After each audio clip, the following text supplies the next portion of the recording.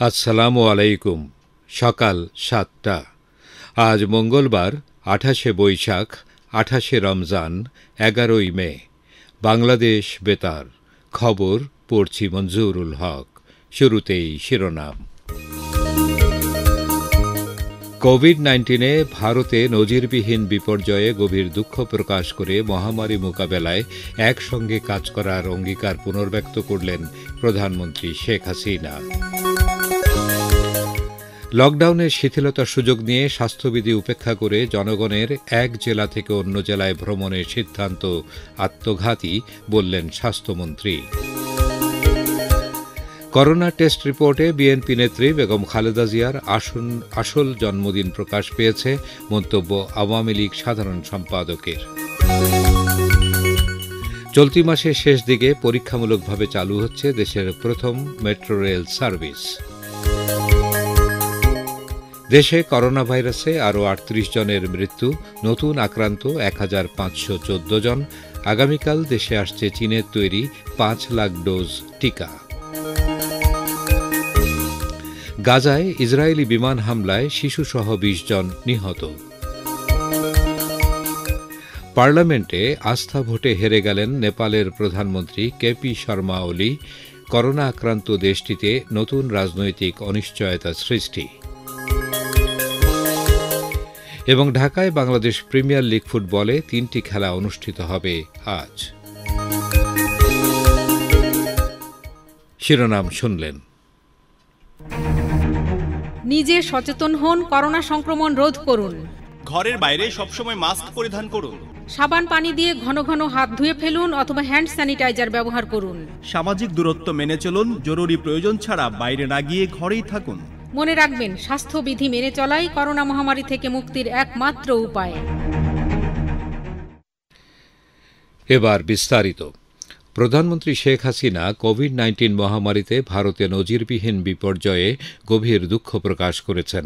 প্রধানমন্ত্রী নরেন্দ্র মোদীকে দেয়া এক চিঠিতে শেখ হাসিনা ভারতে কোভিড-১৯ বিপর্যস্ত লোকদের জন্য দোয়া করেন। তিনি ভারতের প্রতি গভীর সংহতি প্রকাশ করে এই প্রাদুর্ভাব মোকাবেলায় একসঙ্গে লড়াইয়ে তাঁর অঙ্গীকার পুনর্ব্যক্ত করেন।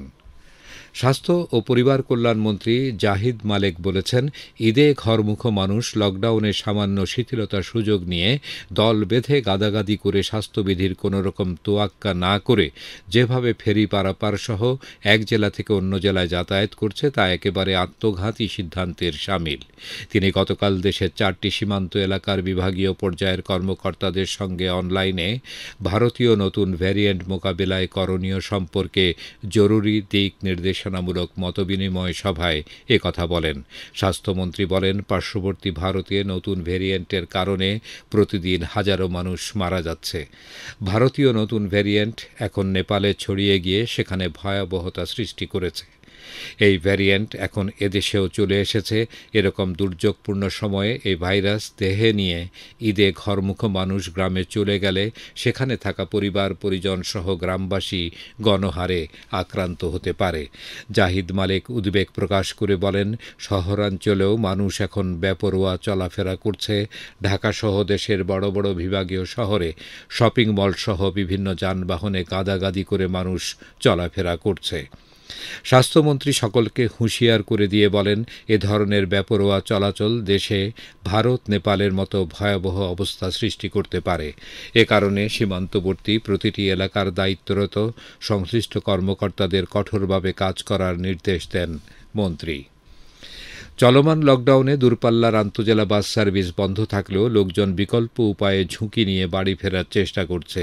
করোনা ভাইরাসের সংক্রমণ ঠেকাতে ঘরমুখ মানুষের রাজধানী ছেড়ে যাওয়া নিরুৎসাহিত করতে দিনের বেলা ফেরি চলাচল বন্ধ করা হয়েছে। মানিকগঞ্জের পাটুরিয়া ঘাটে বিজিবি মোতায়েন করা হয়েছে। নির্দেশনা অনুযায়ী কেবল অ্যাম্বুলেন্স এবং মৃতদেহবাহী যানবাহন পারাপারের জন্য 2টি ফেরি চালু থাকবে। আরও শুনুন প্রতিবেদনে। করোনা সংক্রমণের ঝুঁকির বিষয়টি বিবেচনায় নিয়ে ঈদ করতে ঢাকা না ছাড়ার নির্দেশনা দেয় সরকার। যে যেখানে আছেন সেখানে ঈদ উদযাপনের আহ্বান জানিয়েছেন খোদ প্রধানমন্ত্রী শেখ হাসিনাও। রাজধানী থেকে বের হওয়ার পথে পথে বসানো হয়েছে আইনশৃঙ্খলা বাহিনীর চেকপোস্ট, আছে বিজিবির টহল, কিন্তু বিকল্প বিভিন্ন উপায়ে বাড়ি ফিরছে অনেকেই। সরকারের নানা পদক্ষেপ সত্ত্বেও নির্দেশনা মানছেন না অনেক সাধারণ মানুষ। মোহাম্মদপুরতে গাবতলী গাড়িতে আছে, তারপরে হাঁটা মেলা নারায়ণগঞ্জ পাবনা যাবো। এই ব্যাঙ্গে কষ্ট হচ্ছে, কষ্ট যারা যাচ্ছে, বউ বেটি নিয়ে যাচ্ছি দেশে। তবে সাধারণ মানুষের এই ঈদযাত্রাকে উদ্বেগজনক হিসেবে দেখছে স্বাস্থ্য অধিদপ্তর। সংস্থাটির অন্যতম মুখপাত্র ডাক্তার নাজমুল ইসলাম বলেন, মানুষের সচেতনতার উপর নির্ভর করছে করোনা সংক্রমণের ভবিষ্যৎ। ঈদের ছুটিকে কেন্দ্র করে, বন্ধকে কেন্দ্র করে, যদিও বাস্তবে ছুটি বা বন্ধ কোনোটাই হয়নি, কিন্তু বিপুল সংখ্যক মানুষ রাজধানী থেকে গ্রামে গঞ্জে ছুটে যাচ্ছেন এবং যেতে পথে যে পরিস্থিতিটি তৈরি হয়েছে এটি অত্যন্ত উদ্বেগজনক, অত্যন্ত আশঙ্কাজনক। কারণ আমরা করোনা পরিস্থিতি সবার চেষ্টাতে যে জায়গাতে এসেছে, যদি এখানে শিথিলতা দেখানো হয়, এইখানে যদি এইরকম গাদাগাদি করে মানুষ ভ্রমণ করতে থাকে, তাহলে ঈদের পর কিন্তু পরিস্থিতিটি যে কোনো সময় ভালো থেকে খারাপের দিকে চলে যেতে পারে। দীর্ঘদিন ধরেই করোনার হটস্পট রাজধানী ঢাকা, তাই বিপুল সংখ্যক মানুষ বাড়ি ফিরলে সেক্ষেত্রে গ্রামেও করোনা সংক্রমণ বাড়তে পারে বলে ধারণা বিশেষজ্ঞদের। শোভন ইসলাম, বাংলাদেশ বেতার। আওয়ামী লীগ সাধারণ সম্পাদক এবং সড়ক পরিবহন ও সেতুমন্ত্রী ওবায়দুল কাদের বলেছেন, অবশেষে বেগম খালেদা জিয়ার করোনা টেস্ট রিপোর্টে তাঁর আসল জন্মদিনের সঠিক তথ্য প্রকাশ পেয়েছে। তিনি আরও বলেন, একাধিক জন্মদিনের নামে জাতিকে এতদিন বেগম জিয়া অন্ধকারে রেখেছিলেন। ওবায়দুল কাদের গতকাল তাঁর সরকারি বাসভবন থেকে এক অনুষ্ঠানে ভার্চুয়ালি যুক্ত হয়ে এসব কথা বলেন। তিনি জানান, প্রকৃত অর্থে বেগম জিয়ার জন্মদিন করোনা টেস্ট রিপোর্ট অনুযায়ী 8ই মে।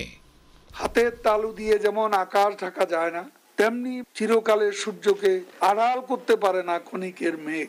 বিভিন্ন সময় জন্মদিবস পালনকারী বেগম খালেদা জিয়ার জন্মদিন বিষয়ক আসল সত্য অবশেষে তিনি নিজেই উন্মোচন করলেন এবং অবশেষে থলের বিড়াল মিউ করে বেরিয়ে পড়ল। বিএনপি নেতারা বেগম জিয়ার মুক্তি এবং চিকিৎসা নিয়ে এর আগেও রাজনীতি করেছে, এখনো করছে। আমরা তার রোগ মুক্ত কামনা করি। তার বয়স বিবেচনা এবং চিকিৎসার সুবিধাতে মানবিক নেতৃত্ব দেশরত্ন শেখ হাসিনা সাজা স্থগিত করেছেন। 15ই আগস্ট জাতীয় শোক দিবসে বেগম খালেদা জিয়ার ভুয়া জন্মদিন পালন, জাতির পিতার হত্যাকারীদের উৎসাহিত করা এবং নির্মম হত্যাকাণ্ডকে উপহাস করার শামিল বলে মন্তব্য করেন ওবায়দুল কাদের। তিনি জনগণকে করোনার ব্যাপারে সচেতন করতে সারা দেশে দলীয় নেতাকর্মীদের ক্যাম্পেইন পরিচালনার নির্দেশ দিয়ে বলেন, সবাইকে শতভাগ মাস্ক পরিধান সহ স্বাস্থ্যবিধি মেনে চলতে হবে। ঈদ উৎসব যাতে অন্তিম উৎসবে পরিণত না হয় সেদিকেও সবাইকে খেয়াল রাখতে হবে। চলতি মাসের শেষের দিকে দেশের প্রথম মেট্রো রেল সার্ভিসের পরীক্ষামূলক চালু করতে যাচ্ছে কর্তৃপক্ষ। এই পরীক্ষার মাধ্যমে মেট্রো রেল যোগাযোগ ব্যবস্থার মূল কার্যক্রমের উপযুক্ততা যাচাই করা হবে। সড়ক পরিবহন ও সেতুমন্ত্রী ওবায়দুল কাদের আজ মেট্রো রেলের প্রথম পরীক্ষামূলক চালুর সময়সূচি ঘোষণা করবেন। গত মাসে জাপান থেকে আসা মেট্রো রেলের প্রথম বগি সরেজমিনে দেখতে মন্ত্রীর রাজধানীর দিয়াবাড়ি ডিপো পরিদর্শনের কথা রয়েছে। প্রাথমিক পরীক্ষা নিরীক্ষার পর 4-5টি স্টেশনে মেট্রো রেল চলবে এবং আগামী বছর আনুষ্ঠানিকভাবে এটি চালু করা হবে। গত মাসের 21 তারিখে জাপান থেকে মেট্রো রেলের প্রথম সেট ঢাকায় পৌঁছে এবং দ্বিতীয় সেট গত রোববার মংলা বন্দরে এসেছে। মংলা বন্দর থেকে নৌপথে ঢাকার উদ্দেশ্যে রওনা দিয়েছে মেট্রো রেলের বগি বহনকারী বার্জ। বন্দর কর্তৃপক্ষ জানিয়েছে, বগিগুলো ঢাকা পৌঁছতে সময় লাগতে পারে প্রায় 22 দিন।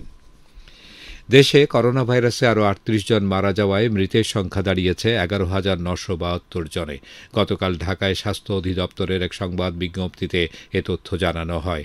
সংবাদ বিজ্ঞপ্তিতে বলা হয়, 16,848টি নমুনা পরীক্ষা করে 1,514 জনের দেহে করোনা শনাক্ত হওয়ায় আক্রান্তের সংখ্যা দাঁড়িয়েছে 7,75,027 জনে। 2,115 জন করোনা থেকে সুস্থ হওয়ায় এ পর্যন্ত মোট আরোগ্য লাভ করেছেন 7,12,277 জন। বাংলাদেশকে উপহার হিসেবে সিনোফার্মের 5 লাখ টিকা দেবে চীন। টিকার চালান আগামীকাল ঢাকা পৌঁছবে। গতকাল ঢাকায় কূটনৈতিক সংবাদদাতাদের সংগঠন ডি ক্যাব আয়োজিত এক ভার্চুয়াল সভায় বাংলাদেশে নিযুক্ত চীনা রাষ্ট্রদূত লি ঝি মিং কথা জানান। সাংবাদিকদের সঙ্গে আলাপকালে তিনি বলেন, করোনা ভাইরাস মোকাবেলায় চীন বাংলাদেশকে সব ধরনের সহায়তা দেবে। লি ঝি মিং আরও জানান, সারা বিশ্বে জরুরি ব্যবহারের জন্য ইতোমধ্যে বিশ্ব স্বাস্থ্য সংস্থা চীনের Beijing bio institute of biological products company লিমিটেডের তৈরি এই টিকার অনুমোদন দিয়েছে। খবর প্রচারিত হচ্ছে বাংলাদেশ বেতার থেকে। বাংলাদেশ বেতারে সকাল ৭টার সংবাদ আরও শুনতে পাবেন আমাদের ওয়েবসাইট betar.gov.pd-তে। বাঙালি বীরের জাতি। 1971 সালে আমরা শত্রুর মোকাবেলা করে বিজয়ী হয়েছি। করোনা ভাইরাস মোকাবেলাও একটা যুদ্ধ। আমরা সকলের প্রচেষ্টা এই যুদ্ধে জয়ী হব ইনশাআল্লাহ। খবরের বাকি অংশ পড়ছি ফাহমিদা হক। ঈদের বাকি আর মাত্র কয়েকদিন। প্রতিদিন ভিড় বাড়ছে দোকানগুলোতে। বিক্রেতারা বলছেন, অন্য বছরের তুলনায় এবার বিক্রি কম। শেষ দিকে বিক্রি বাড়লে লকডাউনে বন্ধ থাকার ক্ষতি পুষিয়ে নেওয়ার প্রত্যাশা করছেন তারা। সকালে কম থাকলেও বেলা বাড়ার সঙ্গে সঙ্গে ক্রেতা সমাগম বাড়তে থাকে।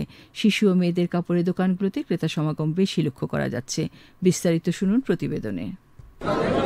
করোনা ভাইরাসের দ্বিতীয় ঢেউ নিয়ন্ত্রণে সরকার জারি করে চলাচলে নিষেধাজ্ঞা, কিন্তু আসন্ন ঈদ উপলক্ষে ব্যবসায়ীদের কথা বিবেচনায় রেখে স্বাস্থ্যবিধি কঠোরভাবে পালন করার শর্তে খুলে দেয় বিপণী বিতানগুলো। ঈদের বাকি আর মাত্র 3 দিন। শেষ পর্যায়ে উপচে পড়া ভিড় রাজধানীর বিপণী বিতানগুলোতে। আইন শৃঙ্খলা রক্ষাকারী বাহিনীর পাশাপাশি স্বাস্থ্যবিধি মানার ব্যাপারে বেশ সচেতন মার্কেট কর্তৃপক্ষ। মাস্ক ছাড়া আমরা কাউকে প্রবেশ করতে দিচ্ছি না। তাছাড়া আমরা স্ব-উদ্যোগে মার্কেটের ভেতরে আমাদের অডিও কন্টিনিউ চলতেছে যে সবাই নিরাপদ দূরত্ব থেকে কেনাকাটা করার জন্য, এবং আমরা নিজেরাও মনিটরিং করতেছি। কাস্টমার যারা আছে আমরা সবাই, ওনারা সবাই মাস্ক ইউজ করে আসছে এবং মাস্ক ছাড়া আমরা শোরুমে এন্ট্রি করতে দিচ্ছি না। তবে কোথাও কোথাও কিছুটা ভিন্ন চিত্র লক্ষ্য করা গেছে। সামাজিক দূরত্ব বজায় রাখা সবসময় সম্ভব হচ্ছে না সবার ক্ষেত্রে। অনেক ভিড়, অনেক চাপ, সেই হিসাবে মনে করেন যে আমরা দূরত্ব বজায় রাখতে পারতেছি না। কাস্টমার বেশি, আবার কয়েকদিন আগে কাস্টমার ছিল না, এখন ঈদের 2-3 দিনে 2-3 দিন একটু কাস্টমার বেশি হবে, এটা তো কিছু করার নাই। জনসমাগমে যাওয়া স্বাস্থ্যের জন্য ঝুঁকিপূর্ণ জানা সত্ত্বেও কেউ কেউ কেনাকাটা করতে এসেছেন অনেকটা বাধ্য হয়েই। না পারলেই যা না কিনতে হয় তা কিনতে তো হবে। বাচ্চারা আছে বাসায়, কি করব? আসার ডিস্ক তারপর তো আসতে হয়। ঈদের জামা, ঈদের প্যান্ট, তারপরে জুতা। বাচ্চারা তো করোনা বোঝে না, ওদের আবদারটা থেকেই যায়। এই জন্য আমরা আসলে সেফটি মেনটেন করে মার্কেটিং আসছি। বাচ্চাদের আনন্দটাই তো বড় আনন্দ, তাই না? সেই কারণে ছেলের জন্য শপিং করতে আসছি। ঈদের আগে ভিড় বেড়েছে ফুটপাতের দোকানগুলোতে। এবারের ঈদে ফুটপাতের ব্যবসায়ীদের বেচা বিক্রি বেশ ভালো। বিশেষ করে স্বল্প আয়ের মানুষের কেনাকাটার প্রধান পছন্দ হয়ে উঠেছে রাজধানীর ফুটপাতের বাজারগুলো। ওয়াসিম আকরাম, বাংলাদেশ বেতার। বাংলাদেশ বেতার এখন স্মার্টফোনে আপনার হাতের মুঠোয়। অ্যাপসের মাধ্যমে বাংলাদেশ বেতারের সংবাদ এবং অনুষ্ঠান শুনুন বিশ্বের যে কোনো প্রান্ত থেকে। আপনাদের পছন্দের অনুষ্ঠান শুনতে গুগল প্লে স্টোর বা অ্যাপল স্টোর থেকে আজই ডাউনলোড করুন বাংলাদেশ বেতার অ্যাপসটি। এবার আন্তর্জাতিক সংবাদ।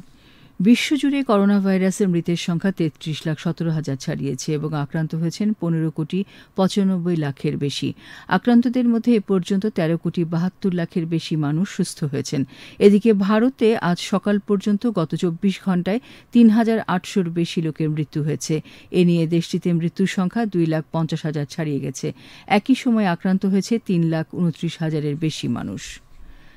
জার্মানি কোভিড টিকা উদ্ভাবনকারী প্রতিষ্ঠান বায়োএনটেক গতকাল বলেছে তারা দক্ষিণ পূর্ব এশিয়ায় একটি কার্যালয় এবং সিঙ্গাপুরে একটি কারখানা গড়ে তুলবে। সেখানে বছরে কয়েক কোটি mRNA ভিত্তিক টিকা উৎপাদন করা হবে। এবছরই এর নির্মাণ কাজ শুরু হবে এবং 2023 সাল নাগাদ এটি চালু হবে। এবারে শুনুন দক্ষিণ এশিয়ায় করোনা পরিস্থিতি নিয়ে একটি প্রতিবেদন। চলতি বছরের মার্চ থেকে ভারতে দৈনিক শনাক্ত রোগী ও করোনা ভাইরাসে মৃত্যু হুহু করে বাড়তে শুরু করে। এক সপ্তাহে পঞ্চমবারের মতো 4 লাখের বেশি নতুন রোগী শনাক্ত হয়। পরপর 2 দিন দৈনিক মৃত্যু 4,000 ছাড়িয়ে যায়। ভারতের পাশাপাশি এর সীমান্তবর্তী দেশগুলোতেও শনাক্ত মৃত্যুর উচ্চ হার দেখা যাচ্ছে, যদিও এক একটি দেশের ক্ষেত্রে গতিপথ এক এক ধরনের। প্রতিবেশী দেশগুলোর মধ্যে নেপালের পরিস্থিতি নিয়ে এখন উদ্বেগ সবচেয়ে বেশি। দেশটিতে এপ্রিলের পর থেকে সংক্রমণের হার লাফিয়ে লাফিয়ে বাড়তে দেখা যাচ্ছে। সরকারি তথ্যের বরাত দিয়ে রেডক্রস জানিয়েছে, হিমালয়ের পাদদেশের ছোট এই দেশটিতে এখন সব শনাক্তকরণ পরীক্ষায় 40% বেশি পজিটিভ ফল আসছে। শনাক্ত ও মৃত্যুর উচ্চ হার দেখা যাচ্ছে পাকিস্তানেও। সংক্রমণের ঊর্ধ্বগতি দেশটির স্বাস্থ্যসেবা ব্যবস্থাপনার উপর ভয়াবহ চাপ সৃষ্টি করতে পারে এমন আশঙ্কা করা হচ্ছে। দেশটি ভারত, আফগানিস্তান ও ইরানের সঙ্গে থাকা সীমান্তগুলোতে বিধিনিষেধ দিয়েছে। এপ্রিলের মাঝামাঝি থেকে হুট করে শনাক্ত রোগী বাড়তে দেখে শ্রীলঙ্কা বেশ কিছু এলাকায় স্কুল বন্ধ করে দেওয়ার পাশাপাশি ধর্মীয় জমায়েত সীমিত ও ভারত থেকে ভ্রমণ নিষিদ্ধ করেছে। প্রতিবেশী দেশগুলোতে শনাক্ত রোগীর এই ঊর্ধ্বগতির পেছনে ভারতে প্রথম শনাক্ত করোনা ভাইরাসের ধরনকেই অংশত দায়ী করা হচ্ছে। যুক্তরাজ্য, ব্রাজিল বা দক্ষিণ আফ্রিকার ধরনগুলো এই অঞ্চলের অনেক এলাকায় সংক্রমণ বৃদ্ধিতে ভূমিকা রাখতে পারে বলে ধারণা বিশেষজ্ঞদের। এদিকে বাংলাদেশ সরকারের রোগতত্ত্ব, রোগ নিয়ন্ত্রণ ও গবেষণা প্রতিষ্ঠান আইডিসিআর জানিয়েছে, বাংলাদেশে ভারত ফেরত কয়েকজনের নমুনা পরীক্ষা করে করোনা ভাইরাসের ভারতীয় ধরন শনাক্ত করা হয়েছে। জনস্বাস্থ্য বিশেষজ্ঞরা প্রতিবেশী দেশগুলোর পরিস্থিতি বিবেচনায় দেশে যাতে ভারতীয় ধরন ছড়িয়ে পড়তে না পারে সে ব্যাপারে সচেতন থাকার আহ্বান জানিয়েছেন। সৈয়দ আফসানা, বাংলাদেশ বেতার। গাজায় ইসরায়েলি সৈন্যদের বিমান হামলায় শিশুসহ কমপক্ষে 20 জন নিহত হয়েছে। গতরাতে ফিলিস্তিনি যোদ্ধারা জেরুজালেমকে লক্ষ্য করে রকেট নিক্ষেপ করলে সহিংসতা ছড়িয়ে পড়ে। জবাবে গাজা ভূখণ্ডে ফিলিস্তিনি লক্ষ্যবস্তুতে ইসরায়েলি সৈন্যরা এ হামলা চালায়। ইসরায়েল এবং ফিলিস্তিনিদের মধ্যে গত কয়েকদিন ধরে প্রতিশোধমূলক হামলার পর বিশ্বের বিভিন্ন দেশ শান্ত থাকার জন্য উভয় পক্ষের প্রতি আহ্বান জানিয়েছে। যুক্তরাষ্ট্র, ইউরোপীয় ইউনিয়ন এবং যুক্তরাজ্য যত শিগগির সম্ভব উত্তেজনা কমিয়ে আনতে ইসরায়েল এবং ফিলিস্তিনিদের আহ্বান জানায়। নেপালের প্রধানমন্ত্রী কেপি শর্মা ওলি গতকাল আস্থা ভোটে হেরে যাওয়ায় করোনা মহামারীর মধ্যে নতুন করে রাজনৈতিক অনিশ্চয়তার মুখে পড়েছে দেশটি। কেপি শর্মার ক্ষমতাসীন কমিউনিস্ট পার্টি এবং জোটের শরিকদের সঙ্গে কয়েক মাসের বিরোধের জেরে তিনি আস্থা ভোটের সিদ্ধান্ত নেন। তবে সাবেক রাজবন্দী এ নেতা প্রয়োজনীয় 136 ভোটের মধ্যে 93 ভোট পান। 120 জন সাংসদ বিরুদ্ধে ভোট দেন এবং কেপি শর্মার নিজ দলের প্রায় 24 জন নেতা ভোটদান থেকে বিরত থাকেন। নিয়ম অনুযায়ী দেশটির প্রেসিডেন্ট এখন সংখ্যাগরিষ্ঠের সমর্থন নিয়ে একজন নতুন প্রার্থীর প্রস্তাব করতে দলগুলোর প্রতি আহ্বান জানাবেন। আবারও দেশের খবর। জাতীয় গ্যাস গ্রিডের সক্ষমতা বৃদ্ধি ও জরুরি রক্ষণাবেক্ষণ কাজের কার্যক্রমের জন্য গতকাল সকাল 6টা থেকে শনিবার রাত 10টা পর্যন্ত বিবিয়ানা ও বাঙ্গুরা গ্যাস ক্ষেত্র আংশিক বা সম্পূর্ণ বন্ধ থাকবে। গতকাল এক প্রেস বিজ্ঞপ্তিতে তিতাস গ্যাস কর্তৃপক্ষ এ তথ্য জানিয়েছে। এ সময় এলেঙ্গা, টাঙ্গাইল, নরসিংদী, জয়দেবপুর, ধনুয়া, আমিনবাজার, আশুলিয়া, সাভার, মানিকগঞ্জ, মাধবদী, ভুলতা, আড়াইহাজার, তারাবো ও আশেপাশের এলাকায় গ্যাসের চাপ কম থাকবে। খেলার খবর। ফুটবল। ঢাকায় বঙ্গবন্ধু জাতীয় স্টেডিয়ামে বাংলাদেশ প্রিমিয়ার লিগের একমাত্র খেলায় গতকাল উত্তর বারিধারা 3-0 গোলে ব্রাদার্স ইউনিয়নকে পরাজিত করে। আজ একই ভেন্যুতে লিগের 3টি খেলা অনুষ্ঠিত হবে। বিকেল 4টায় শেখ জামাল ধানমন্ডি ক্লাব আরামবাগ ক্রীড়া সংঘে, সন্ধ্যে 7টায় শেখ রাসেল ক্রীড়া চক্র চট্টগ্রাম আবাহনীর এবং রাত 9টায় সাইফ স্পোর্টিং ক্লাব মুক্তিযোদ্ধা সংসদ ক্রীড়া চক্রের মোকাবেলা করবে। ইফতার ও সেহরি সময়সূচি। ঢাকা ও এর পার্শ্ববর্তী এলাকায় আজ ইফতার সন্ধ্যে 6:36 এবং আগামীকাল সেহরি শেষ সময় ভোর 3:49। সবশেষে আবহাওয়া। আজ বেলা 1টা পর্যন্ত পূর্বাভাসে বলা হয়েছে রংপুর, বগুড়া, পাবনা, টাঙ্গাইল, ময়মনসিংহ, ঢাকা, কুমিল্লা ও সিলেট অঞ্চলে পশ্চিম উত্তর পশ্চিম দিক থেকে অস্থায়ীভাবে ঘণ্টায় 60 থেকে 80 কিলোমিটার বেগে ঝোড়ো হাওয়া বয়ে যেতে পারে। সেই সঙ্গে বৃষ্টি কিংবা বজ্রসহ বৃষ্টিপাতের সম্ভাবনা রয়েছে। এসব এলাকা নদীবন্দরগুলোকে 2 নম্বর নৌ হুঁশিয়ারি সংকেত দেখাতে বলা হয়েছে। এছাড়া রাজশাহী, যশোর, কুষ্টিয়া ও ফরিদপুর অঞ্চলে অস্থায়ীভাবে ঘণ্টায় 45 থেকে 60 কিলোমিটার বেগে দমকা অথবা ঝোড়ো হাওয়া বয়ে যেতে পারে। সেই সঙ্গে বৃষ্টি কিংবা বজ্রসহ বৃষ্টিপাতের সম্ভাবনা রয়েছে। এসব এলাকা নদীবন্দরগুলোকে 1 নম্বর সতর্কতা সংকেত দেখাতে বলা হয়েছে। আজ ঢাকায় সূর্যোদয় হয়েছে ভোর 5:18 এবং সূর্য অস্ত যাবে 6:32। শেষ করার আগে শিরোনামগুলো আরেকবার। কোভিড-19 ভারতে নজিরবিহীন বিপর্যয়ে গভীর দুঃখ প্রকাশ করে মহামারী মোকাবেলায় একসঙ্গে কাজ করার অঙ্গীকার পুনর্ব্যক্ত করলেন প্রধানমন্ত্রী শেখ হাসিনা। লকডাউনের শিথিলতার সুযোগ নিয়ে স্বাস্থ্যবিধি উপেক্ষা করে জনগণের এক জেলা থেকে অন্য জেলায় ভ্রমণের সিদ্ধান্ত আত্মঘাতী, বললেন স্বাস্থ্যমন্ত্রী। করোনা টেস্ট রিপোর্টে বিএনপি নেত্রী বেগম খালেদা জিয়ার আসল জন্মদিন প্রকাশ পেয়েছে, মন্তব্য আওয়ামী লীগ সাধারণ সম্পাদকের। চলতি মাসের শেষ দিকে পরীক্ষামূলকভাবে চালু হচ্ছে দেশের প্রথম মেট্রো রেল সার্ভিস। দেশে করোনা ভাইরাসে আরও ৩৮ জনের মৃত্যু, নতুন আক্রান্ত ১,৫১৪ জন। আগামীকাল দেশে আসছে চীনের তৈরি ৫ লাখ ডোজ টিকা। গাজায় ইসরায়েলি বিমান হামলায় শিশুসহ ২০ জন নিহত। পার্লামেন্টে আস্থা ভোটে হেরে গেলেন নেপালের প্রধানমন্ত্রী কেপি শর্মা ওলি। করোনা আক্রান্ত দেশটিতে নতুন রাজনৈতিক অনিশ্চয়তা সৃষ্টি। এবং ঢাকায় বাংলাদেশ প্রিমিয়ার লিগ ফুটবলে ৩টি খেলা অনুষ্ঠিত হবে আজ। বাংলাদেশ বেতারের সকাল ৭টার সংবাদ আরও শুনতে পাবেন আমাদের ওয়েবসাইট betar.gov.bd তে। খবর শেষ হলো।